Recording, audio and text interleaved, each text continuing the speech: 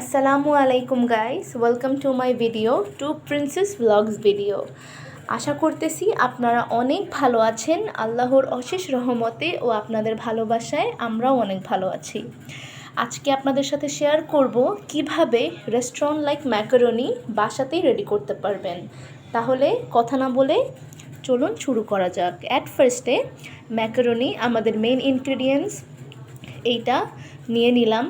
আমি আমার পছন্দ মতো 6 রকমের vegetable like potato, green capsicum, carrot, green chilli, tomato and onion কেটে নিয়েছি। সেকেন্ড স্টেপে আমাদের ম্যাকারনিগুলো বয়েল করে নিতে হবে।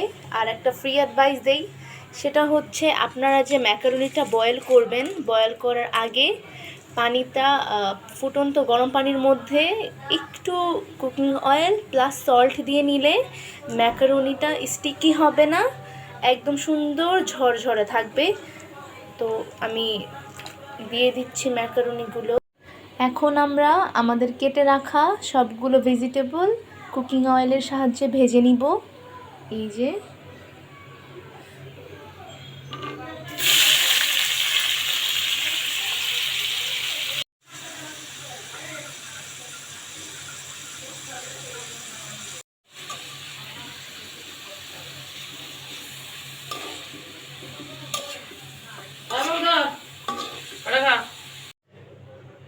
ফ্রাই রাখা ভেজিটেবলের সাথে বয়েল করা ম্যাকারনিগুলো দিয়ে নিব।